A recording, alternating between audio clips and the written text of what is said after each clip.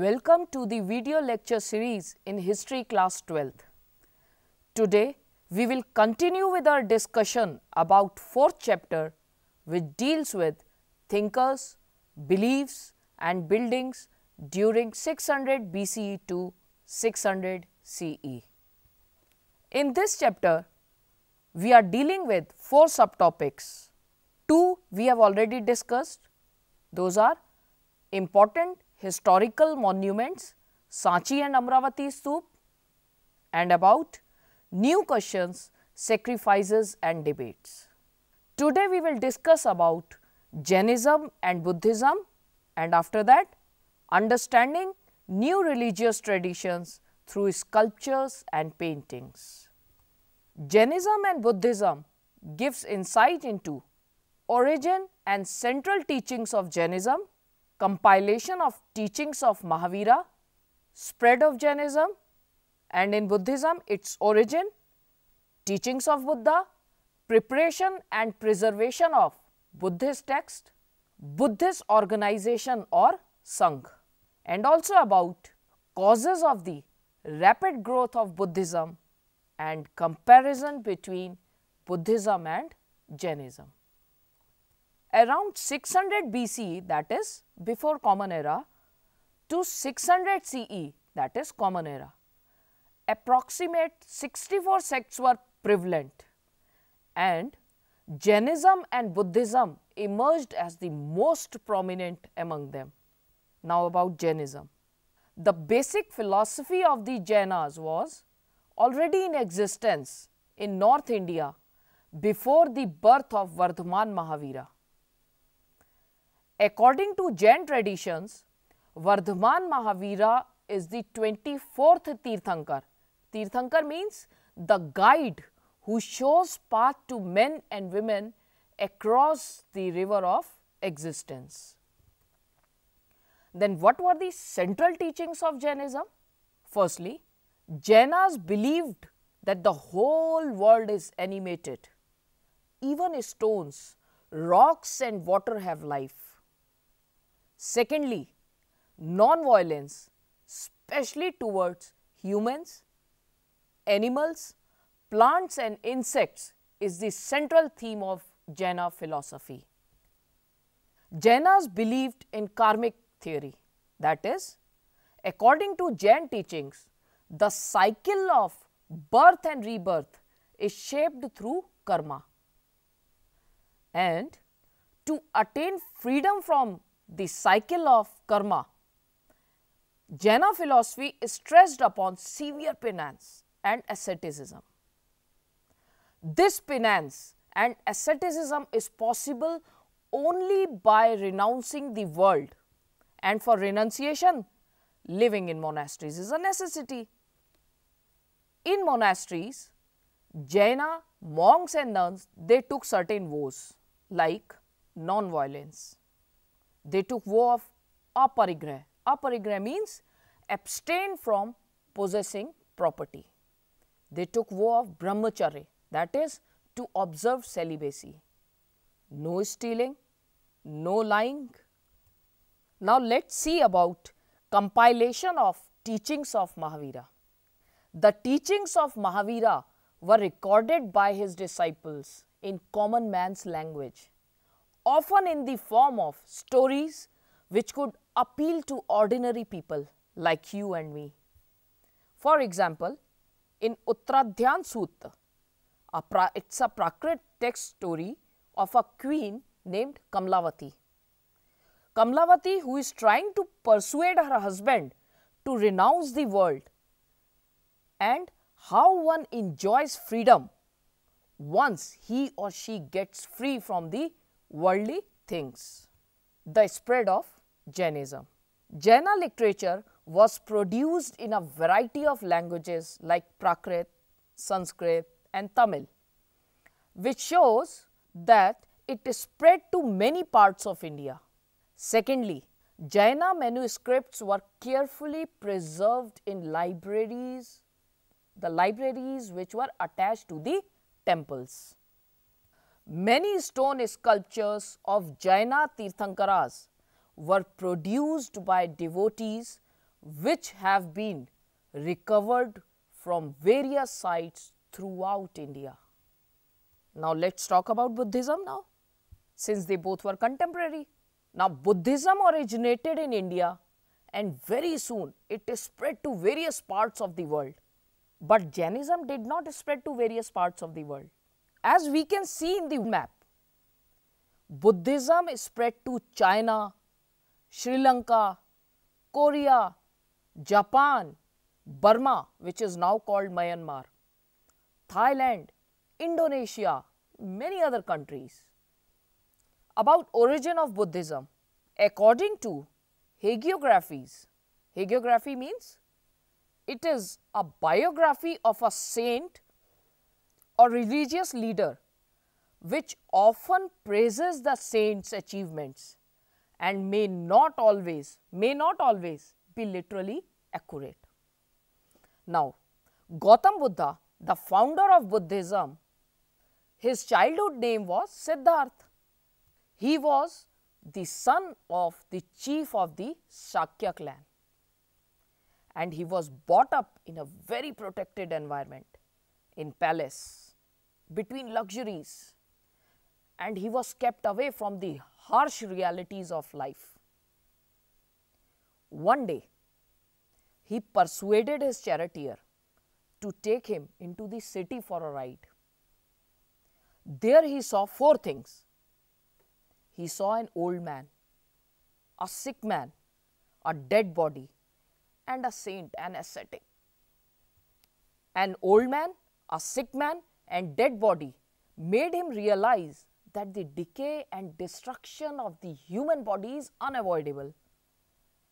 And the ascetic seemed to him had come to terms with old age, disease, death, and he has found peace in himself.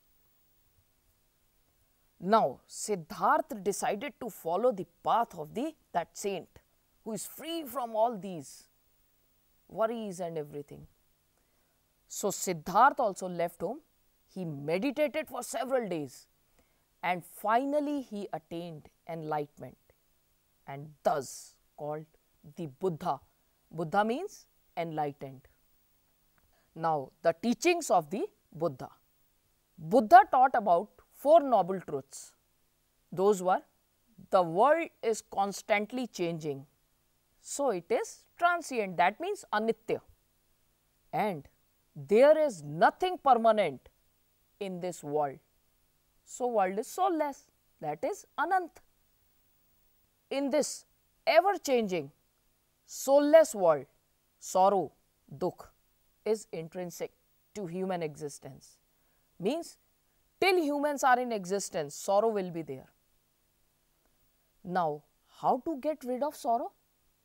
So, human beings can get rid of sorrow by following the path of penances and asceticism known as Eightfold Path or Ashtangic Marg. Buddha did not say anything about the existence of God. According to Buddha, the social world is not of divine origin. Rather, this social world, the world we are living in, it's created by humans. So, Buddha advised householders and kings to be kind, caring, and ethical. Example is an advice by Buddha to a wealthy householder named Sigal. This story is taken from Sutta Pitaka.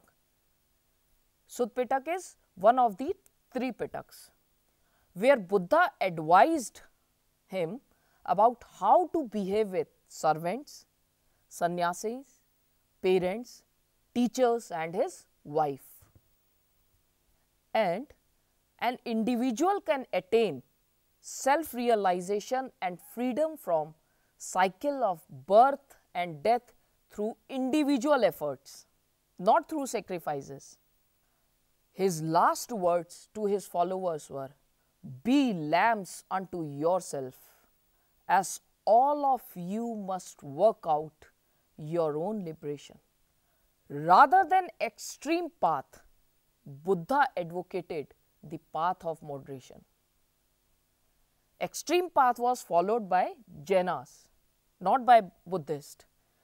Buddha advocated the path of moderation, that is, between severe penance and self-indulgence, follow the middle path. Preparation and preservation of Buddhist text. Buddha always taught orally. None of his speeches were written down during his lifetime. After Buddha's death, around 5th or 4th century BC, his teachings were compiled by his disciples, that too at a council of elders or senior monks of Vaishali. Vaishali is in present-day Bihar. These compilations were known as Tripitaks. Sutta I already told you, na, part of three Pitaks. So, Tripitaks literally means 3 baskets to hold different types of texts. These Tripitaks were written and classified according to length and subject matter. These are Sutta, Vinaya Pitak and Abhidhamma Pitak. In Sutta, Buddha's teachings were included. Vinaya Pitak, it included rules and regulations for those who joined monastic order or Sangh. And Abhidhamma Pitak, it dealt with philosophical matters. Later on, commentaries were written on these texts by Buddhist scholars. Texts like Deepavansh literally means the chronicle of the island, and Mahavansh, the great chronicle. They were written in Sri Lanka and contained regional histories of Buddhism in Sri Lanka. Buddhist texts were preserved in manuscripts for several centuries in monasteries in different parts of Asia, and modern translations have been prepared from Pali, Sanskrit, Chinese and Tibetan texts. Now about Buddhist organization or Sangh. The number of followers of Buddhism increased, and thus Sangh, that is, an organization of monks who too became teachers of Dhamma or the path of righteous living was formed. These monks, they led simple life with only essential requisites for survival. They lived on alms, thus called bhikkhus. Initially, only men were allowed in the Sangh. Later on the mediation of Ananda, who was Ananda? He was one of the dearest disciple of Buddha. So, when he requested Buddha, then women were also allowed in the Sangh, and they were called bhikkhunis. The first woman to be ordained as bhikkhuni was Mahaprajapati Gautami. Mahaprajapati Gautami, she was the foster mother of Buddha, and many bhikkhunis later became theris. Theris means women who attained liberation, means the one who is free from the cycle of birth and death. All in Sangh, whether king, wealthy men, workers, slaves, craftspeople, anyone, once they are within the Sangh, they were treated equally as bhikkhus and bhikkhunis. The internal functioning of the Sangh was democratic, where decision was arrived at through discussions. If discussions failed, decisions were taken by a vote on the subject. Now, let's discuss about causes of the rapid growth of Buddhism during and after Buddha. People were dissatisfied with existing religious practices, and they were confused by the rapid social changes around them. Rather than claims of superiority based on birth, the importance was given to conduct and values in Buddhism. The emphasis was on meth. Meth means fellow feeling, and karuna, compassion, especially towards younger and weaker section, which attracted people towards Buddhism. The number of followers increased rapidly when women were allowed to be part of Sangh along with men, because women also got a chance to be part of Sangh. Now let's compare between Buddhism and Jainism. Both Mahavir and Buddha, they belong to the ruling class, one similarity. They both never differentiated on the basis of caste, and they treated men from different social groups equally, another similarity. Both taught in simple common man's language, third similarity. Both stressed on non-violence, and they both were against sacrificial traditions, fourth similarity. Fifth similarity, both of them neither accepted nor denied God's existence, and they both aimed nirvana or moksha, that is cessation from the cycle of birth and death. But Buddha believed in middle path, neither severe penance nor overindulgence, whereas Jainism advocated extreme penance and asceticism. Buddha became popular not only in India but also in other parts of world, whereas Jainism got confined only till India.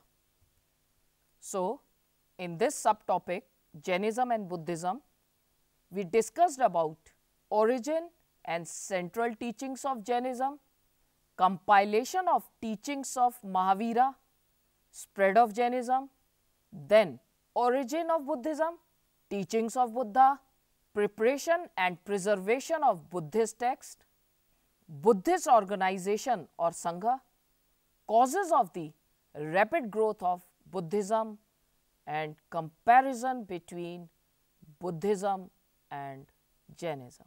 Thank you.